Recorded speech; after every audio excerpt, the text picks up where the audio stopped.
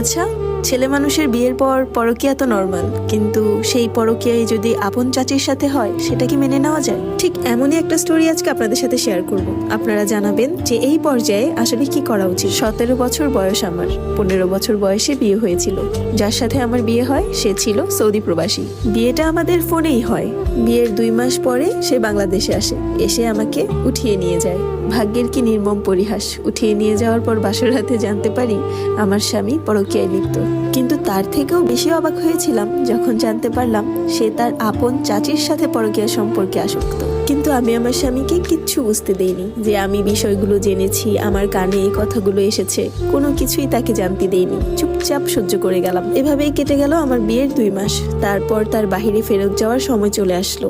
ওই সময় আমি আমার বাবার বাড়িতে বেড়াতে গিয়েছিলাম তাকে নিয়ে। ওই বাড়িতে যাওয়ার পর ওই মহিলা আমার স্বামীকে ফোন দেয়, মানে আমার চাচি শাশুড়ি। আর সেই ফোন কলটা আমি দেখে ফেলি। তখন তার সাথে আমার অনেক কথা কাটাকাটি হয়। তারপরে সে এক পর্যায়ে রাগ করে আমাকে আমার বাবার বাড়িতে রেখেই চলে আসে। তাছাড়াও সে আমাকে অনেক বাজে বাজে কথা বলে, যেগুলো আসলে মুখে আনার মতো না। এই সমস্ত কিছু যখন সহ্য করতে পারলাম না, তখন আমি আমার ফ্যামিলিকে সবকিছু জানাই। তারা বলল আর যেতে হবে না এই ছেলের কাছে।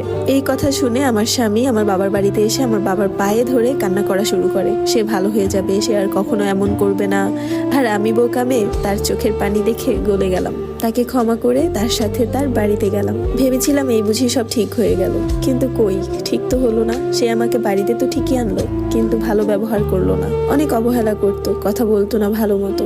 কিছুদিন পর সে চলে যায় বাহিরে, কিন্তু আমার আর ভালো থাকা হলো না। ভালো থাকবোই বা কিভাবে? আমার যা ভাসুর, শ্বশুর, ননাস, এরা কেউই ভালো ছিল না। কিভাবে ভালো থাকবে? যার স্বামী তাকে মূল্য দেয় না, সেই মেয়েকে পৃথিবীর কেউই মূল্য দেয় না। দিন রাত শ্বশুর বাড়িতে কুকুরের মতো কাজ করেছি। হঠাৎ জানতে পারি আমি মা হতে চলেছি। অনেক খুশি ছিলাম, অনেক অসুস্থ হয়ে পড়ছিলাম, কারণ দিন রাত ওই বাড়িতে কাজ করতে করতে জীবনটা প্রায় যায় যায় অবস্থায় ছিল। চলে আসলাম আমি আমার বাবার বাড়িতে। বাবার বাড়িতে আসার পর আমার কলিজার টুকরা বাচ্চাটা আর রইল না। ওই যে শ্বশুর বাড়িতে দিন রাত কাজ করে করে নিজের প্রতি অবহেলা করে নিজের বাচ্চা